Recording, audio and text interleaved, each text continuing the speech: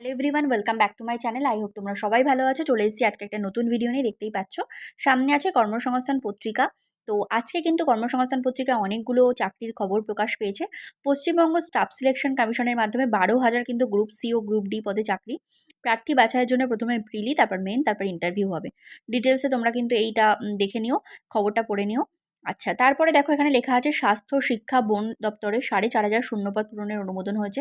কেন্দ্রীয় সংস্থা 165 জন trade apprentice.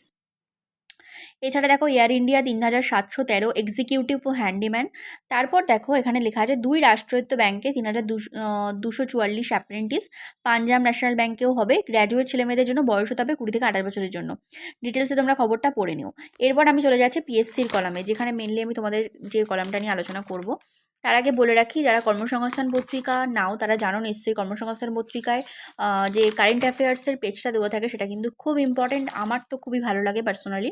দেখো এখানে দেওয়া আছে সাধারণ বিজ্ঞান, ইতিহাস, ভূগোল, অর্থনীতি, সাম্প্রতিক ঘটনা, খেলাধুলো। প্রায় এখানে টোটাল 109টা প্রশ্ন দেওয়া আছে, যেটা কিন্তু খুব ইম্পর্টেন্ট।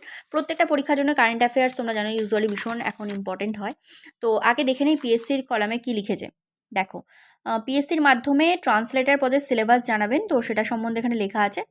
এরপরে দেখো যেটা দেওয়া আছে কৃষি প্রযুক্তি সহায়ক পদের জন্য কেমন যোগ্যতা, প্রার্থী বাছাই পদ্ধতি, পরীক্ষা সিলেবাস সেটা দেওয়া আছে। আইসিডিএস সুপারভাইজার পদের পরীক্ষা কবে হবে, মাধ্যমে দরখাস্ত নেওয়া হবে সুপারভাইজার পদে। সম্ভবত আগস্ট মাস নাগাদ বিজ্ঞপ্তি বেরোতে পারে। আগস্টে বিজ্ঞপ্তি বেরোলে পরীক্ষা হতে আগামী বছরের মাঝামাঝি সময় লাগবে। নেক্সট হচ্ছে পিএসসি ক্লার্কশিপ পরীক্ষায় ইডাব্লিউএস ক্যাটাগরিতে কতজন দরখাস্ত জমা পড়েছে। টোটাল 7,14,413টি। তারপর মিসলেনিয়াস সার্ভিসের পরীক্ষা কবে হতে পারে, 15ই সেপ্টেম্বর। সার্ভিসেস প্রি পরীক্ষা হওয়ার সম্ভাবনা।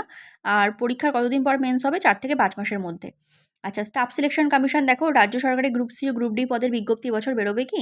10,000 গ্রুপ সি গ্রুপ ডি বিজ্ঞপ্তি পরে এবার লোক নেবে, এজন্য স্টাফ সিলেকশন কমিশনের নতুন চেয়ারম্যান নিযুক্ত করা হয়েছে।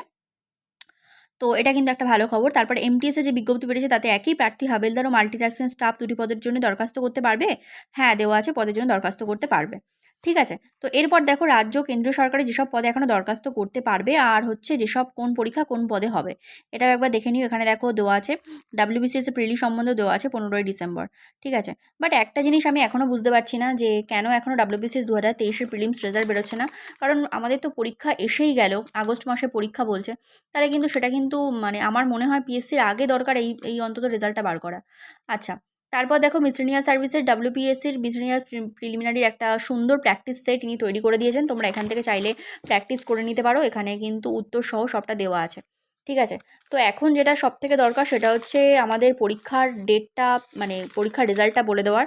কারণ যেহেতু মানে বলেই দিয়েছে যে কবে হবে মেন্স পরীক্ষা, তাহলে কেন দেরি করছে আমি বুঝতে পারছি না। আচ্ছা, অনেকে আমাকে এসএসসি সিএইচএসএল এর পরীক্ষা জানতে চাইছিলে। 1 থেকে 11ই জুলাই, আর সিজিএল সেপ্টেম্বর অক্টোবরে হবে। আর এমটিএস পরীক্ষা দেখো অক্টোবর নভেম্বরে লেখাই আছে। ঠিক আছে, তাহলে অনেকগুলো পরীক্ষার সম্বন্ধে কিন্তু এখানে জানতেও পারলে। তো যাই হোক, আজকের মতো ভিডিওটা আমি এখানেই রাখছি। তারপরে পরের ভিডিওতে দেখা হচ্ছে এবং পরের ভিডিওতে একটা নতুন টপিক নিয়ে আলোচনা করব। Thank you so much. সবাই ভালো থেকো, সুস্থ থেকো, সাবধানে থেকো।